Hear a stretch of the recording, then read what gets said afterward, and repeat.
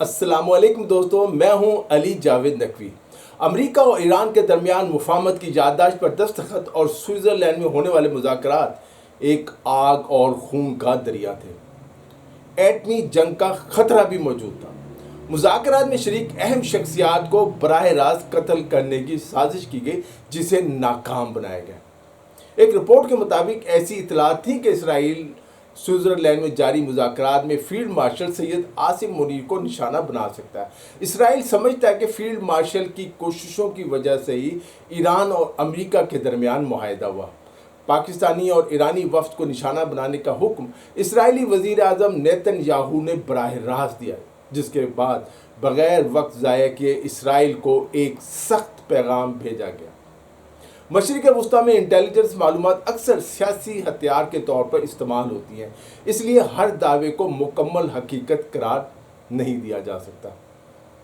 صدر ٹرمپ نے بھی مطالبہ نہ ماننے پر عباس عراقچی سمیت ایرانی وفد کو نشانہ بنانے کی دھمکی دی تھی۔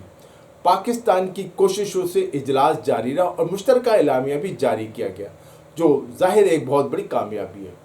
رپورٹ میں کہا گیا کہ ریاستیں عمومی طور پر کبھی بھی اعتراف نہیں کرتی کہ ان کے وفود عالمی امن مذاکرات کے دوران قاتلانہ حملے کے قریب پہنچ گئے تھے۔ آپ کو یاد ہوگا کہ وزیر داخلہ سید محسن نقوی بھی ایرانی قیادت سے ملنے کے لیے ایران میں موجود تھے، جو بعد میں ایرانی وفد کے ہمراہ سوئٹزرلینڈ پہنچے۔ وہ بھی پاکستانی وفد کا حصہ تھے، یعنی ایرانی وفد کے ایران سے سوئٹزرلینڈ جانے میں بھی اسرائیلی دہشت گردی کا خطرہ موجود تھا۔ ساری بات واضح ہو جاتی ہے، مجھے کچھ کہنے کی ضرورت نہیں، آپ سمجھ گئے ہوں گے۔ بہرحال کسی بھی ایسے واقعے سے نمٹنے کے لیے مذاکرات کے دوران شہر کے گرد 48 کلومیٹر پر محیط فضائی پابندی کا زون بھی قائم کیا گیا۔ پاکستانی وفد ایرانی وفد کی حفاظت کے لیے غیر معمولی اقدامات کیے گئے۔ اس درجے کی سیکیورٹی اچانک یا بلا وجہ نہیں دی جاتی، بلکہ اس کے پیچھے کسی نہ کسی سطح کی حقیقی تشویش خطرہ موجود ہوتا ہے۔ 21 جون 2026 کو ہونے والے مذاکرات کے عمل میں پاکستان اور قطر نے مشترکہ ثالث کا کردار ادا کیا۔ پوری دنیا نے تعریفیں کی پاکستان کی جانب سے وزیر اعظم شہباز شریف اور فیلڈ مارشل سید عاصم منیر اجلاس میں شریک تھے اور ان کی کوششیں تھیں ساری۔ بظاہر یہ ایک معمول کا سفارتی اجلاس ہے، لیکن پس منظر میں ایسی صورتحال جنم لے چکی تھی جس نے مذاکرات کو کئی مرتبہ ناکامی کے دہانے تک پہنچا دیا۔ مذاکراتی عمل سے وابستہ ذرائع کا دعویٰ ہے کہ ایرانی وفد 3 مختلف مواقع پر مذاکرات چھوڑ کر جانے کے لیے اپنی سیٹوں سے اٹھ کھڑا ہوا۔ ہر مرتبہ انہوں نے اپنی دستاویزات سمیٹی اور اجلاس سے میٹنگ سے نکلنے کی کوشش کی، لیکن سفارتی کوششوں کے ذریعے انہیں دوبارہ مذاکرات کی میز پر واپس لایا گیا۔ آج 27 جون کو امریکہ نے ایران پر دوبارہ ڈرون اور فضائی حملہ کر دیا اور الزام لگایا کہ ایران نے ایک کمرشل جہاز پر حملہ کیا تھا یا اسے نشانہ بنایا تھا۔ بہرحال موجودہ صورتحال میں ایک عجیب تضاد پیدا ہو چکا ہے۔ دوسری طرف ہم دیکھیں تو اسرائیل اس وقت اپنی تاریخ کے شدید ترین سفارتی تنہائی اور بحران کا شکار ہے۔ جب ایک ریاست مسلسل مختلف ممالک میں جا کر مختلف رہنماؤں، سرکاری عہدیداروں، فوجی کمانڈروں اور سفارتکاروں کو قتل کرنے لگتی ہے تو وہ صرف اپنی طاقت کا اظہار نہیں کرتی، بلکہ پورے خطے میں خوف کی فضا پیدا کرتی ہے۔ اسرائیل یہی کچھ کرتا رہا، اور خوف کی سیاست اتحاد پیدا نہیں کرتی، بلکہ اس کے رد عمل میں نئے اتحاد جنم لیتے ہیں۔ آج مغربی ایشیا میں بالکل یہی عمل جاری ہے۔ ستمبر 2025 میں پاکستان سعودی عرب کے درمیان ہونے والا مشترکہ دفاعی معاہدہ ابتدا میں صرف ایک 2 طرفہ سیکیورٹی انتظام سمجھا جا رہا تھا، لیکن ایران اسرائیل جنگ کے دوران اس کی اہمیت کئی گنا بڑھ گئی۔ سعودی عرب نے جنگ کے دوران اسی معاہدہ کا حوالہ دیا، جبکہ پاکستان نے عملی طور پر اپنی فوجی اور جنگی طیاروں کی موجودگی کو یقینی بنا لیا۔ اس کے بعد ترکیہ، پاکستان، سعودی عرب اور مصر کے درمیان مسلسل اعلیٰ سطح کی مشاورت مکمل ہو چکی ہے تاکہ ایک مشترکہ دفاعی نظام تشکیل دیا جائے، اس امریکہ پر انحصار نہ کیا جائے۔ یہ پورا عمل دراصل اسرائیل کی جارحیت کا مقابلہ کرنے کی تیاریاں ہیں۔ الجزیرہ سینٹر فار اسٹڈیز کی اس کا تجزیہ ہے کہ ترکیہ، پاکستان، سعودی عرب، مصر پر مشتمل نئے سیکیورٹی فریم ورک کی بنیادی وجہ یہی احساس ہے کہ موجودہ علاقائی سیکیورٹی ناکافی ثابت ہوئی ہے۔ یہ ممالک امریکہ پر انحصار ختم کرنا چاہتے ہیں۔ خطے کی کئی ممالک کی نظر میں واشنگٹن خود عدم استحکام اور جنگ کا بڑا سبب بن چکا ہے۔ اسی خلا کو پاکستان نے پور کرنا شروع کر دیا ہے۔ پاکستان کی اہمیت بہت بڑھ گئی ہے، اور یہی وہ پیش رفت ہے جسے نہ واشنگٹن امریکہ نے پوری طرح سمجھا اور نہ ہی اسرائیل نے اس کا درست اندازہ لگایا۔ اسے سمجھ ہی نہیں آئی کہ کیا ہو رہا ہے، رد عمل کیا ہوگا۔ اسرائیل کی جانب سے ایرانی رہنماؤں کے خلاف مسلسل ٹارگٹ کلنگ کی مہم نے خطے کی سیاست کو متاثر کیا، نہ صرف بلکہ عالمی طاقتوں کے درمیان بھی نئے اسٹریٹجک اتحادوں کو جنم دیا۔ اس پوری کہانی کا ایک انتہائی اہم پہلو ایسا بھی ہے جسے مغربی ذرائع ابلاغ نے نظر انداز کیا، حالانکہ یہی پوائنٹ موجودہ صورتحال کو سمجھنے کے لیے سب سے اہم ہے۔ 17 مارچ 2026 کو علی لاریجانی کی شہادت کے بعد ایک غیر معمولی تبدیلی سامنے آئی۔ اس تاریخ کے بعد اسرائیل کی جانب سے ایرانی اعلیٰ قیادت کے خلاف ٹارگٹ کلنگ کی مہم تقریباً رک گئی، لیکن آخر ایسا ہوا کیوں؟ انٹرنیشنل حلقوں میں یہ بات زیر بحث ہے کہ پاکستان نے چین کی تکنیکی مدد سے اسرائیل کی ان خفیہ کارروائیوں کے طریقہ کار کا سراغ لگا لیا تھا جن کے ذریعے یہ ٹارگٹ کلنگ جاری تھی۔ اسرائیل یہ کیسے کامیابی کے ساتھ کر رہا تھا؟ یہی وہ پوائنٹ ہے جس نے اسرائیل کی ساری جو پوری حکمت عملی تھی اسے شدید دھچکا پہنچایا۔ اسرائیل اپنی کارروائیاں جاری رکھنے میں ناکام ہو گیا۔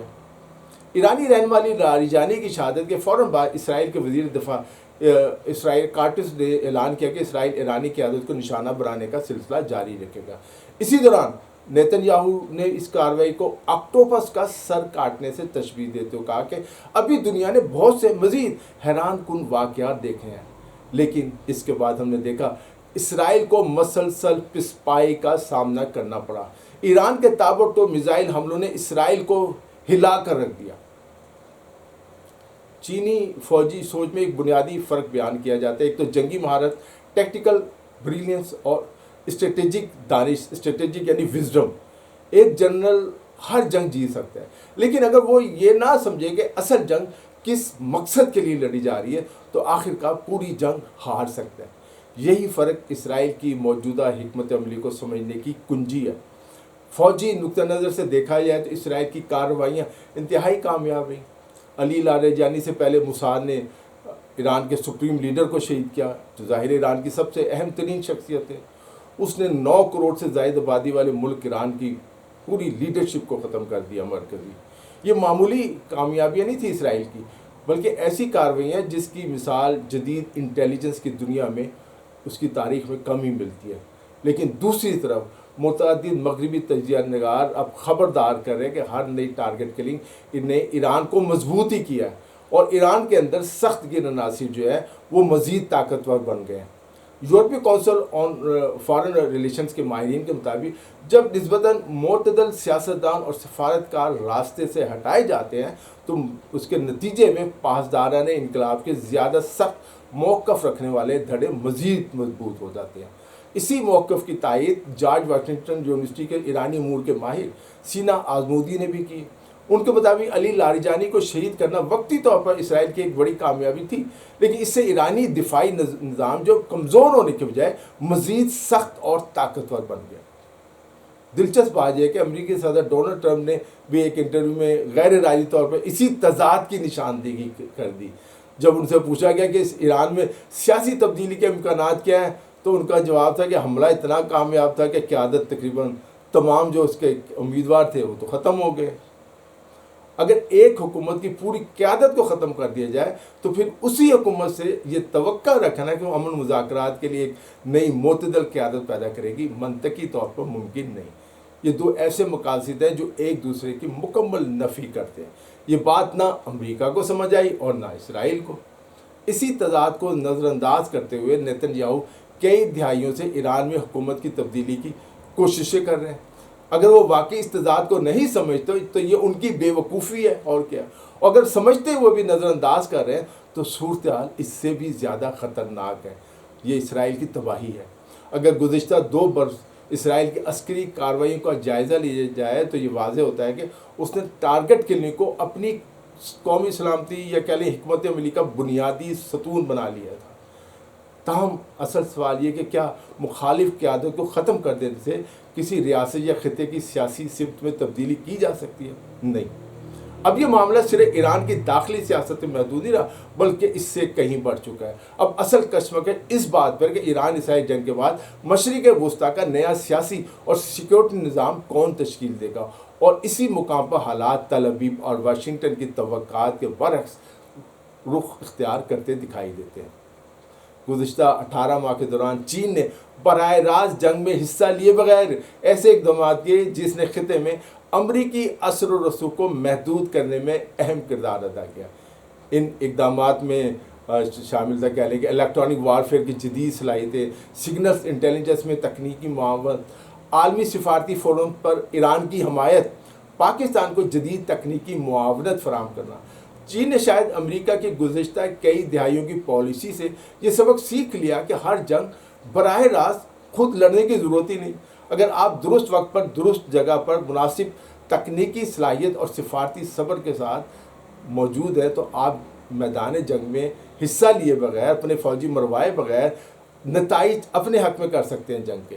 ایک طرف چین نسبتاً خاموش، منظم اور صبر کے ساتھ اپنا اثر و رسوخ بڑھا رہا ہے، جبکہ دوسری طرف اسرائیل مسلسل ایسے اقدامات کر رہا ہے جو اسے سفارتی طور پر مزید تنہا کرتے جا رہے ہیں۔